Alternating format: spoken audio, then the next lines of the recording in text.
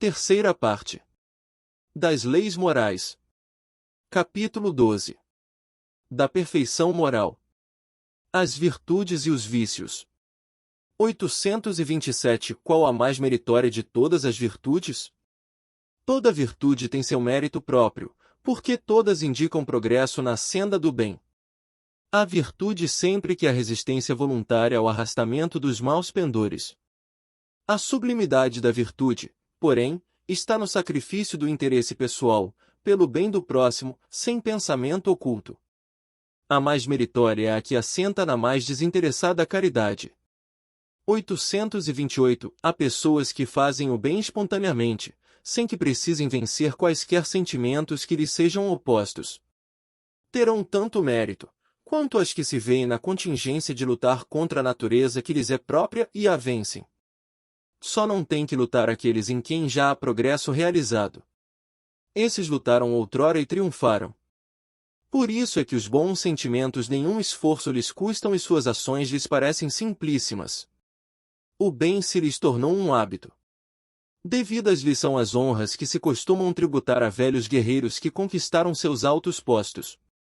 Como ainda estáis longe da perfeição, tais exemplos vos espantam pelo contraste com o que tendes à vista e tanto mais os admirais, quanto mais raros são. Ficais sabendo, porém, que, nos mundos mais adiantado do que o vosso, constitui a regra o que entre vós representa a exceção. Em todos os pontos desses mundos, o sentimento do bem é espontâneo, porque somente bons espíritos os habitam. Lá, uma só intenção maligna seria monstruosa exceção. Eis porque neles os homens são ditosos. O mesmo se dará na terra, quando a humanidade se houver transformado, quando compreender e praticar a caridade na sua verdadeira acepção. 829. Postos de lado os defeitos e os vícios acerca dos quais ninguém se pode equivocar, qual o sinal mais característico da imperfeição? O interesse pessoal. Frequentemente, as qualidades morais são como, num objeto de cobre, a douradura que não resiste à pedra de toque. Pode um homem possuir qualidades reais, que levem o mundo a considerá-lo homem de bem. Mas, essas qualidades, conquanto assinalem um progresso, nem sempre suportam certas provas e às vezes basta que se fira a corda do interesse pessoal para que o fundo fique a descoberto. O verdadeiro desinteresse é coisa ainda tão rara na Terra que, quando se patenteia, todos o admiram como se for um fenômeno. O apego às coisas materiais constitui sinal notório de inferioridade, porque, quanto mais se aferrar aos bens deste mundo, tanto menos compreende o homem o seu destino. Pelo desinteresse, ao contrário, demonstra que encara de um ponto mais elevado o futuro. 830. Há pessoas desinteressadas, mas sem discernimento, que prodigalizam seus haveres sem utilidade real, por lhes não saberem dar emprego criterioso. Tem algum merecimento essas pessoas? Tem o do desinteresse, porém não o do bem que poderiam fazer. O desinteresse é uma virtude, mas a prodigalidade refletida constitui sempre, pelo menos, falta de juízo. A riqueza, assim como não é dada a uns para ser aferrolhada num cofre forte, também não o é a outros para ser dispersada ao vento. Representa um depósito de que uns e outros terão de prestar contas, porque terão de responder por todo o bem que podiam fazer e não fizeram, por todas as lágrimas que podiam ter estancado com o dinheiro que deram aos que dele não precisavam. 831. Merecerá reprovação aquele que faz o bem, sem visar a qualquer recompensa na terra, mas esperando que lhe seja levado em conta na outra vida e que lá venha a ser melhor a sua situação? E essa preocupação lhe prejudicará o progresso? O bem deve ser feito caritativamente, isto é, com desinteresse. Contudo, todos alimentam o desejo muito natural de progredir, para forrar-se a penosa condição desta vida. Os próprios espíritos nos ensinam a praticar o bem com esse objetivo. Será, então, um mal pensarmos que, praticando o bem, podemos esperar coisa melhor do que temos na terra? Não, certamente, mas aquele que faz o bem, sem ideia preconcebida, pelo só prazer de ser agradável a Deus e ao seu próximo que sofre, já se acha num certo grau de progresso, que lhe permitirá alcançar a felicidade muito mais depressa do que seu irmão que, mais positivo, faz o bem por cálculo e não impelido pelo ardor natural do seu coração. 894. B. Não haverá aqui uma distinção a estabelecer-se entre o bem que podemos fazer ao nosso próximo e o cuidado que pomos em corrigir-nos dos nossos defeitos? Concebemos que seja pouco meritório fazermos o bem com a ideia de que nos seja levado em conta na outra vida, mas será igualmente indício de inferioridade emendarmos-nos, vencermos as nossas paixões, corrigirmos o nosso caráter, com o propósito de nos aproximarmos dos bons espíritos e de nos elevarmos. Não, não. Quando dizemos fazer o bem, queremos significar ser caridoso. Procede como egoísta todo aquele que calcula o que lhe possa cada uma de suas boas ações render na vida futura, tanto quanto na vida terrena. Nenhum egoísmo, porém, há em querer o homem melhorar-se, para se aproximar de Deus, pois que é o fim para o qual devem todos tender. 832. Sendo a vida corpórea apenas uma estada temporária neste mundo e devendo o futuro constituir objeto da nossa principal preocupação, será útil nos esforcemos por adquirir conhecimentos científicos que só digam respeito às coisas e às necessidades materiais? Sem dúvida. Primeiramente, isso vos põe em condições de auxiliar os vossos irmãos, depois, o vosso espírito subirá mais depressa, se já houver progredido em inteligência. Nos intervalos das encarnações, aprendereis numa hora o que na Terra vos exigiria anos de aprendizado. Nenhum conhecimento é inútil, todos mais ou menos contribuem para o progresso, porque o espírito, para ser perfeito, tem que saber tudo, e porque, cumprindo que o progresso se efetue em todos os sentidos, todas as ideias adquiridas ajudam o desenvolvimento do espírito. 833. Qual o mais culpado de dois homens ricos que empregam exclusivamente em gozos pessoais suas riquezas, tendo um nascido na opulência e desconhecido sempre a necessidade, devendo o outro ao seu trabalho os bens que possui? Aquele que conheceu os sofrimentos, porque sabe o que é sofrer. A dor, a que nenhum alívio procura dar, ele a conhece, porém, como frequentemente sucede, já dela se não lembra. 834. Aquele que incessantemente acumula haveres, sem fazer o bem a quem quer que seja, achará desculpa, que valha, na circunstância de acumular com o fito de maior soma legar aos seus herdeiros? É um compromisso com a consciência má. 835. Figuremos dois avarentos, um dos quais nega a si mesmo o necessário e morre de miséria sobre o seu tesouro, ao passo que o segundo sol é para os outros, mostrando-se pródigo para consigo mesmo, enquanto recua ante o mais ligeiro sacrifício para prestar um serviço ou fazer qualquer coisa útil, nunca julga demasiado que dependa para satisfazer aos seus gostos ou às suas paixões.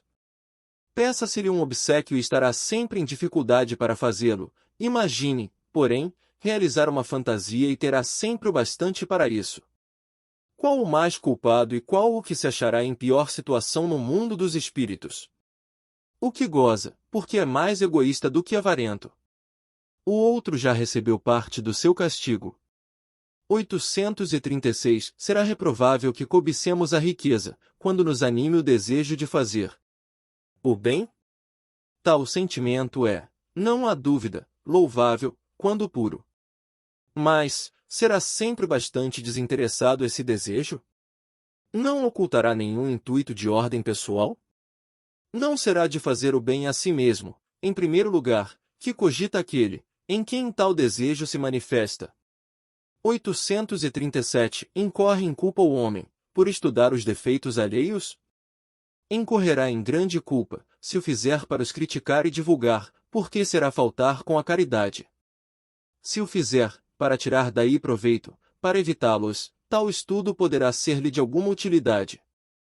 Importa, porém, não esquecer que a indulgência para com os defeitos de outrem é uma das virtudes contidas na caridade. Antes de censurardes as imperfeições dos outros, vede se de vós não poderão dizer o mesmo. Tratai, pois, de possuir as qualidades opostas aos defeitos que criticais no vosso semelhante. Esse é o meio de vos tornardes superiores a ele. Se lhe censurais a ser avaro, sede generosos; se o ser orgulhoso, sede humildes e modestos; se o ser áspero, sede brandos; se o proceder com pequenez, sede grandes em todas as vossas ações. Numa palavra, Fazei por maneira que se não vos possam aplicar estas palavras de Jesus, vê o argueiro no olho do seu vizinho e não vê a trave no seu próprio. 838. Incorrerá em culpa aquele que sonda as chagas da sociedade e as expõe em público? Depende do sentimento que o mova.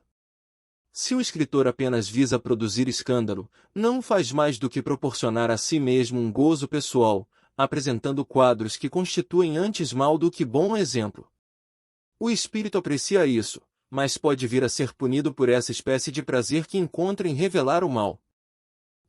Como, em tal caso, julgar da pureza das intenções e da sinceridade do escritor? Nem sempre há nisso utilidade. Se ele escrever boas coisas, aproveitai-as. Se proceder mal, é uma questão de consciência que lhe diz respeito, exclusivamente. Demais, se o escritor tem empenho em provar a sua sinceridade, apoie o que disser nos exemplos que dê. 839. Alguns autores hão publicado belíssimas obras de grande moral, que auxiliam o progresso da humanidade, das quais, porém, nenhum proveito tiraram eles. Ser-lhes-á levado em conta, como espíritos, o bem a que suas obras hajam dado lugar? A moral sem as ações é o mesmo que a semente sem o trabalho. De que vos serve a semente, se não a fazeis dar frutos que vos alimentem? Grave é a culpa desses homens, porque dispunham de inteligência para compreender. Não praticando as máximas que ofereciam aos outros, renunciaram a colher-lhes os frutos. 840. Será passível de censura o homem, por ter consciência do bem que faz e por confessá-lo a si mesmo?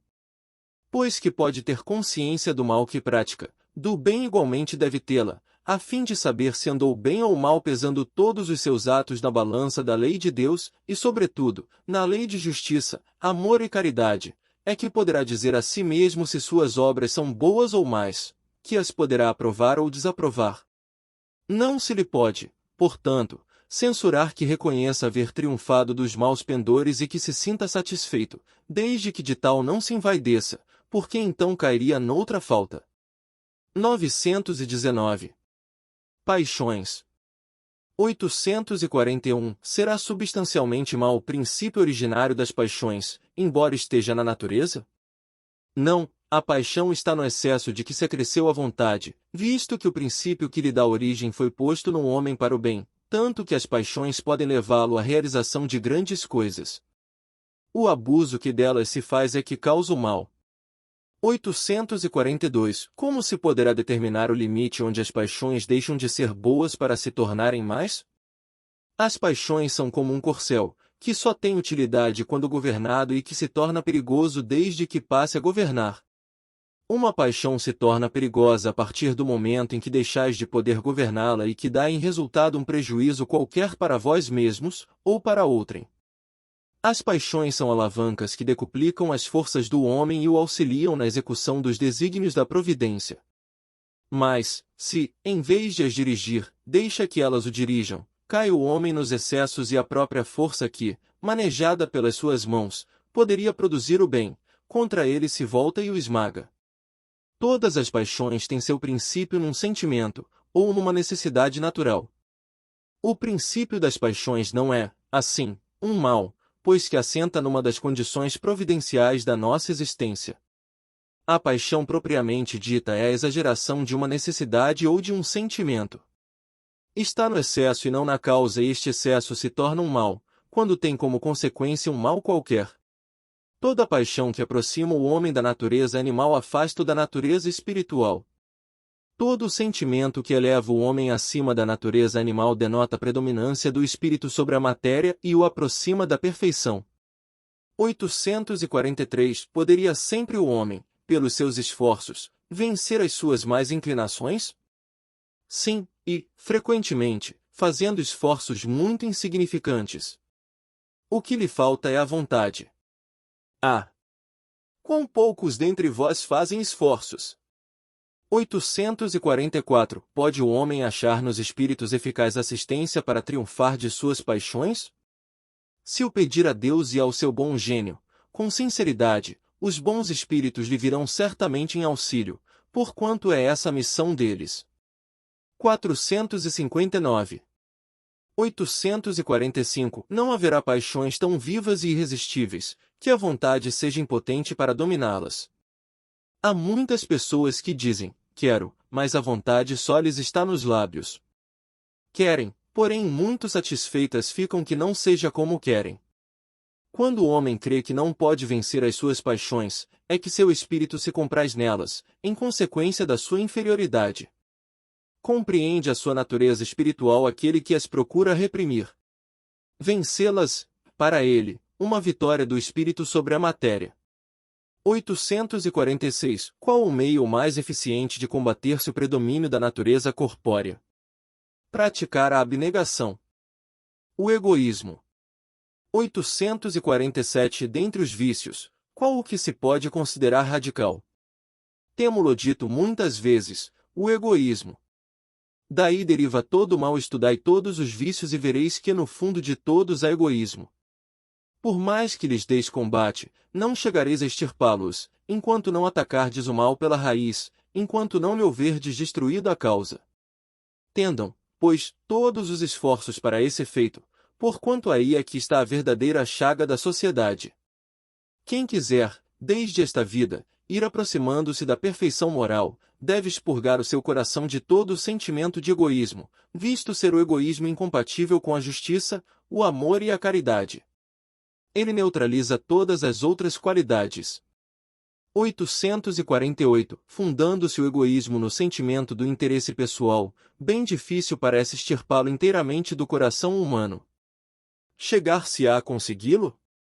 À medida que os homens se instruem acerca das coisas espirituais, menos valor dão às coisas materiais.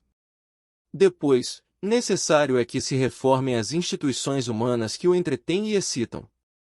Isso depende da educação. 849. Por ser inerente à espécie humana, o egoísmo não constituirá sempre um obstáculo ao reinado do bem absoluto na Terra? É exato que no egoísmo tendes o vosso maior mal, porém ele se prende à inferioridade dos espíritos encarnados na Terra e não à humanidade mesma. Ora, depurando-se por encarnações sucessivas, os espíritos se despojam do egoísmo, como de suas outras impurezas.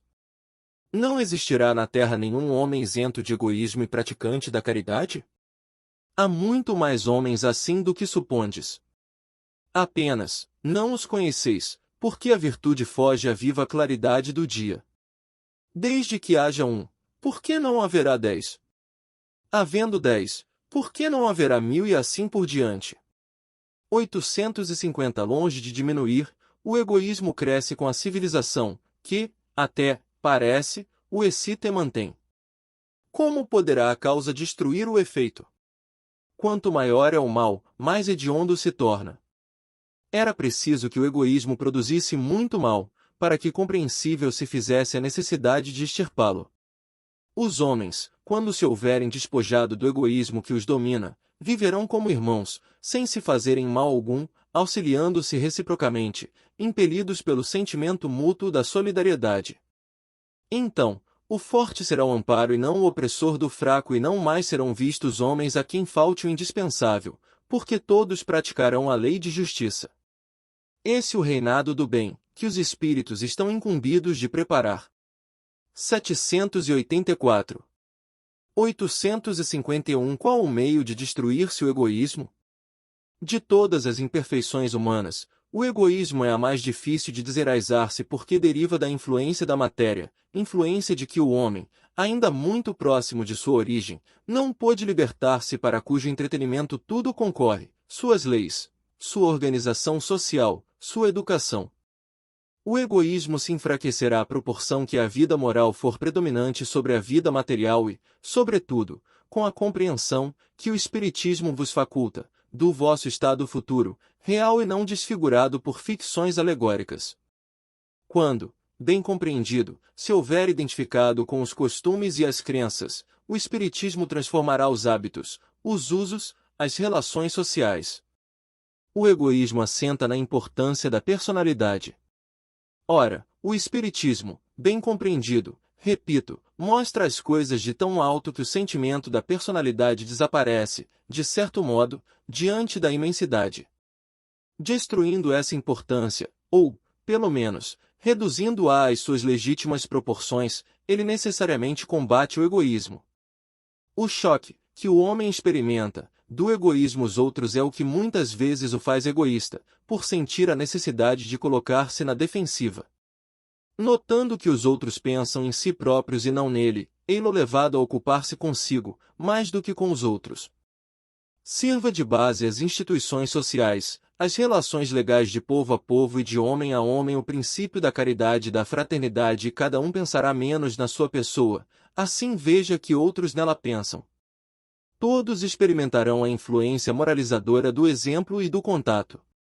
Em face do atual extravasamento de egoísmo, grande virtude é verdadeiramente necessária, para que alguém renuncie à sua personalidade em proveito dos outros, que, de ordinário, absolutamente lhe não agradecem. Principalmente para os que possuem essa virtude, é que o reino dos céus se acha aberto.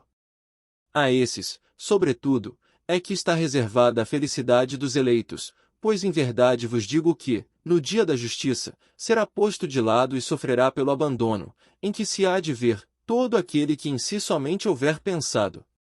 785. Fénelon. Louváveis esforços indubitavelmente se empregam para fazer que a humanidade progrida. Os bons sentimentos são animados, estimulados e honrados mais do que em qualquer outra época. Entretanto, o egoísmo, verme roedor, continua a ser a chaga social. É um mal real, que se alastra por todo o mundo e do qual cada homem é mais ou menos vítima. Cumpre, pois, combatê-lo, como se combate uma enfermidade epidêmica. Para isso, deve-se proceder como procedem os médicos, ir à origem do mal procurem-se em todas as partes do organismo social, da família aos povos, da choupana ao palácio, todas as causas, todas as influências que, ostensiva ou ocultamente, excitam, alimentam e desenvolvem o sentimento do egoísmo. Conhecidas as causas, o remédio se apresentará por si mesmo. Só restará então destruí-las, se não totalmente, de uma só vez, ao menos parcialmente, e o veneno pouco a pouco será eliminado. Poderá ser longa a cura, porque numerosas são as causas, mas não é impossível. Contudo, ela só se obterá se o mal for atacado em sua raiz, isto é, pela educação, não por essa educação que tende a fazer homens instruídos, mas pela que tende a fazer homens de bem. A educação, convenientemente entendida, constitui a chave do progresso moral. Quando se conhecer a arte de manejar os caracteres, como se conhece a de manejar as inteligências, conseguir-se-á corrigi-los, do mesmo modo que se aprumam plantas novas. Essa arte, porém, exige muito tato, muita experiência e profunda observação. É grave erro pensar-se que, para exercê-la com proveito baste o conhecimento da ciência. Quem acompanhar, assim o filho do rico, como o do pobre, desde o instante do nascimento, o observar todas as influências perniciosas que sobre eles atuam, em consequência da fraqueza, da incúria e da ignorância dos que os dirigem, observando igualmente com quanta frequência falham os meios empregados para moralizá-los, não poderá espantar-se de encontrar pelo mundo tantas esquisitices. Faça-se com o moral o que se faz com a inteligência e ver-se-á que, se há naturezas refratárias, muito maior do que se julga é o número das que apenas reclamam boa cultura, para produzir bons frutos. 872. O homem deseja ser feliz e natural é o sentimento que dá origem a esse desejo. Por isso é que trabalha incessantemente para melhorar a sua posição na terra, que pesquisa as causas de seus males, para remediá-los. Quando compreender bem que no egoísmo reside uma dessas causas, a que gera o orgulho, a ambição, a cupidez, a inveja, o ódio, o ciúme, que a cada momento magoam, a que perturba todas as relações sociais, provoca as dissensões, aniquila a confiança, a que o obriga a se manter constantemente na defensiva contra o seu vizinho, enfim a que do amigo faz inimigo, ele compreenderá também que esse vício é incompatível com a sua felicidade, podemos mesmo acrescentar, com a sua própria segurança. E quanto mais haja sofrido por efeito desse vício, mais sentirá a necessidade de combatê-lo, como se combatem a peste, os animais nocivos e todos os outros flagelos. O seu próprio interesse a isso induzirá. 784. O egoísmo é a fonte de todos os vícios, como a caridade o é de todas as virtudes.